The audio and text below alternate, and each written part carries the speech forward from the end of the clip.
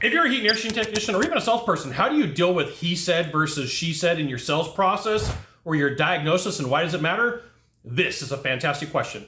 I'm Scott Bell, coming to you live for HVAC Technician Sales Secrets on a perfect day to talk about sales and business and a fantastic day to talk about you.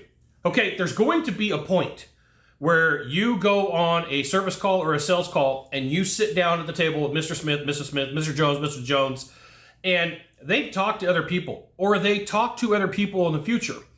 It really helps for you to have some detailed notes that they see you take as you sit with them. So there's a couple of different things that you can do. One of the things that I preferred was to have a notebook that for every 3 months, it was a couple of pages for everybody that I met with as a salesperson. So when someone would say, hey, wait a minute, what's going on here? I could pull out my book and go, hey, remember we talked about these things and, here's the date. It was April 1st. It was April 2nd. And here's all the things that we went over. It allowed for me to say, hey, I took good notes. We had this conversation. Here's the things that we talked about. They could look at it. I mean, if somebody really wanted to, they could do the bad thing of adding content afterwards. Don't do that. All right, here's all the things we discussed and memorialized, okay? That's one way to deal with it. And it really does help for you to, even if you type them up, there's different CRMs, right? There's a couple of them out there that are really famous that everybody uses. You can literally type a note and it date stamps. Hey, here's all the things we went over. And if you're like, hey, Scott, it takes forever for me to type that out because I got to hunt and peck on my tablet. Almost every tablet, including an Apple, including a Samsung, you can get a Bluetooth keyboard with a mouse and just in your car, sit down, put it up on your dashboard and type away. You don't have to write everything out by hand, right? You don't have to hunt and peck all over your keyboard or all over your screen. Be aware that the better detailed notes that you take, the more awesome things are for you in the future, because the call that you should have taken notes on is the call that you needed to take notes on, and you probably didn't, right? You go back and the office calls, you're like, Jones House, 123 Apple Street, and you're like, I don't remember. There's no notes in here. There's no pictures, there's no images, there's no videos, right? I would just buy a brand new SD card for my phone every year. I would buy more memory for my phone, and I'd just like, hey, here's this year, and here's all the content.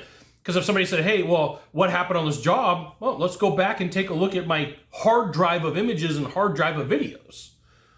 And this right here is why you should join HVACtechniquers.com. I'll give you the goods, not in the Facebook group, not in the YouTube channel, which means private coaching, private training, discounted coaching, or discount training. Next up, if you watch deal makers, people who are really good at writing deals, one of the things that they'll do is they'll take a piece of paper and then they may fold it in half, or they may fold it in thirds, or they may take a piece of paper and draw a line in half or draw a line in thirds, okay? And then they'll put us, me, and them, one, them, two, company XYZ, company 1, 2, 3. And what they'll do is they'll line out the deal points. They'll say, this is what we're saying. This is what they're saying. It's an adjustment of the Benjamin Franklin close.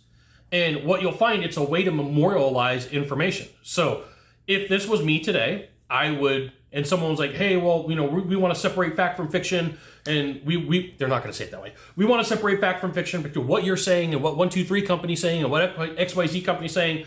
I would jot it down and memorialize it, and then I would snap a picture of it, and then I'd upload it in the CRM because it's date stamped, right? So what you may not know, when I was a sales manager, I'd probably get this call once or twice a month. Hey, Scott, we had a dude come out from your company or a chick come out from your company. I had fantastic female salespeople, by the way. I had somebody come out from your company and they told me that I was going to get 1, 2, 3 with this equipment. And the equipment that we offered didn't have 1, 2, 3. What it was they may have gotten 6, 7, 8, 9, 10 bids, and they didn't remember who told them what. The dopamine rush that they got at the end was signing the contract, getting the discount, getting the free upgrade, whatever it happened to be. So memorializing the deal points is something that's really going to help you out in the future, especially after a call where somebody tells you, hey, I got 10 bids and you won that job. You outworked the competition. You did everything you were supposed to do. Make some notes. Hey, they talked to 1323 company and that company carries XYZ brand. They talked to XYZ company and they carry 123 brand. It's really, I promise you, it's the extra 2 or 3 minutes at the end of a call that's going to help you out. Because everybody's like, hey, you want to close the deal. Good, close the deal. But there's things that you do after you close the deal that matters too. Hey, I want to try and close that deal. Well, if you have the ability to go back to notes and someone's like, hey, I think I want to go with your competition, and you know that that equipment that they have won't address the concern. Like they have a big voluminous house with a lot of room, but the competition didn't offer variable speed or two-stage to help solve some airflow issues. And they go, hey, I went with XYZ brand with these features. You're like, that's really not going to help your problem. Remember, we sat down and talked about, and then you have your deal points, right? That's 1, 2, 3 ways you can deal with people being confused about how a deal went. 1, memorializing it, and 2, just taking some extra time. Like if it takes you an hour and 5 minutes to close a deal instead of an hour to close a deal, that 5 minutes that you're going to spend, nobody cares about that at the end of the year. Nobody comes to you and like calculates out and says, oh, well, you know, you ran 400 sales calls. That's 2,000 minutes or 18 extra hours. And you're like, you know how much money that put in my bank account? 18 extra hours. I did it over the course of a year, and I closed way more than everybody else. You got 1 of 3 things to do from here, just 1 of 3. Find the subscribe button, click on it, and every time I send out a video, you'll get an update. 2, hit follow. 3, share this video with a friend. We'll see you soon. Thanks for watching.